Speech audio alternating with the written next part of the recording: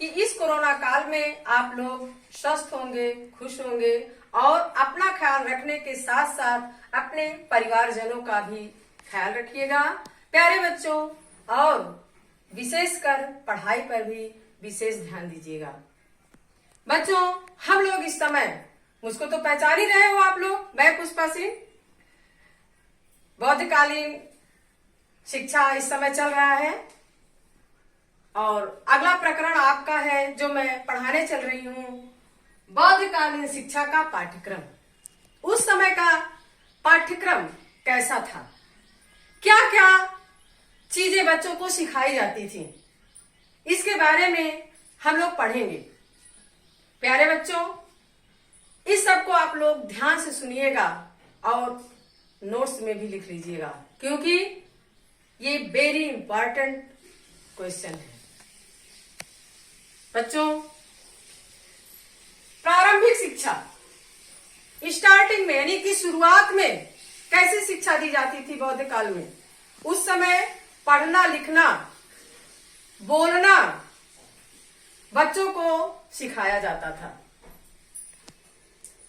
शब्द विद्या, शिल्प विद्या, चिकित्सा विद्या, हेतु विद्या और आध्यात्म विद्या।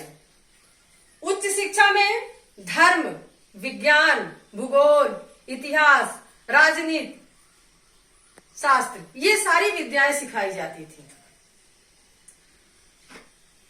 और अगली पॉइंट है आपकी औद्योगिक शिक्षा।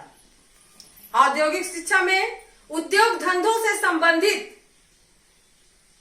शिक्षा दी जाती थी। व्यापार व्यवसाय किस प्रकार से करना चाहिए, इसको बताया जाता था, जिसमें बच्चे पारंगत होते थे और शिक्षा ग्रहण करने के उपरांत वो जो भी व्यापार और व्यवसाय करते थे बहुत ही अच्छे ढंग से और व्यवस्थित ढंग से करते थे। यहाँ तक कि कृषि भी बच्चों को सिखाई जाती थी कि किस प्रकार से हम खेती करें जिससे हमारी खेती अच्छी हो, अच्छा पैदावार हो, अनाज अधिक उत्पन्न हो। ये सब सारी बातें बच्चों को मठों और विहारों में सिखाई जाती थी। इसके अंतर्गत है धार्मिक शिक्षा के अंतर्गत धर्म के ग्रंथ। धार्मिक शिक्षा के अंतर्गत बौद्ध धर्म के अनेक ग्रंथ हैं, जैसे त्रिपिटिका, सुत्त पिटक, विनय पिटक, अधिधम्म पिटक, और हिंदू दर्शन में वेद, पुराण, ज्योतिष, व्याकरण, छंद, सांख्य, योग, न्याय और वैशेषिक दर्शन। भाषाएं कौन सी थी? भाषाएं पाली, तिब्बती, चीनी, इन सब भाषाओं में बौद्ध काल में शिक्षा दी जाती थी।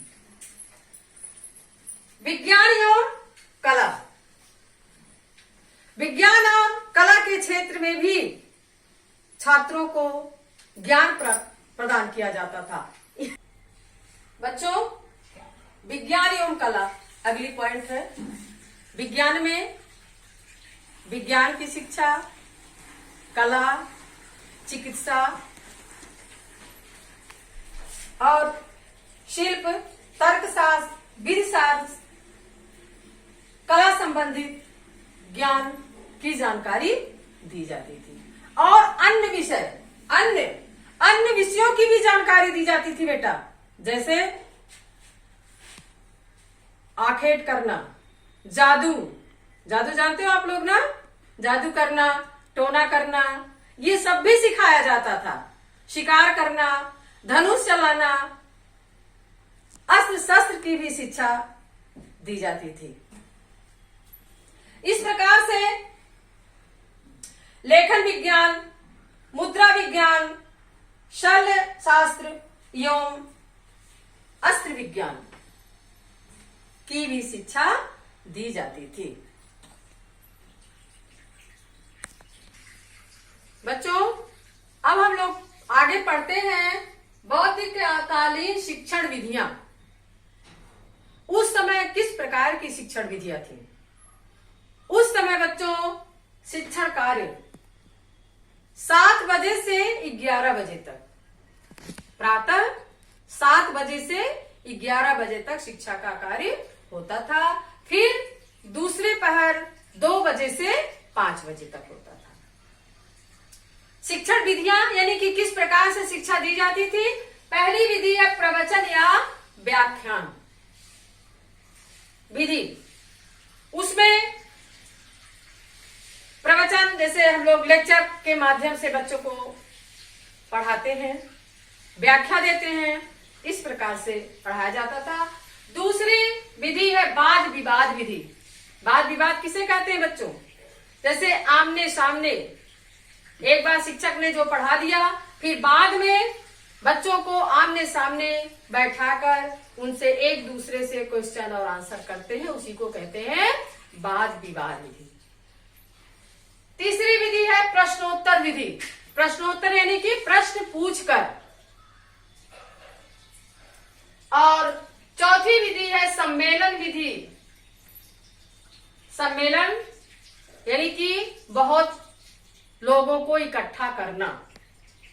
और यह कार्य महीने में 2 दिन होता था, एक पूर्णिमा के दिन और दूसरा प्रतिपदा के दिन, जिसमें बहुत सारे लोग इकट्ठा होते थे।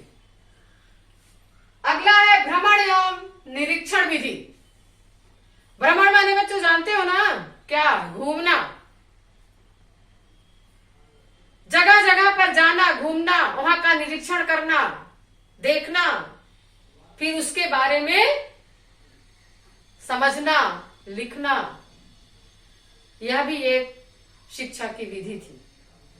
अगली विधि है स्वाध्याय एवं स्मरण विधि। जो शिक्षक लोग पढ़ाते थे उसको बच्चे ध्यान से सुनते थे और स्व अध्याय यानी कि स्वयं अपने आप उसका अध्ययन, आगे का अध्ययन करते थे और उसको स्मरण यानी कि याद करना, रट कर याद करना या उसको ऐसा याद करना कि जो कभी ना भूले। बच्चों, ये रहा आपकी शिक्षण विधि। धन्यवाद।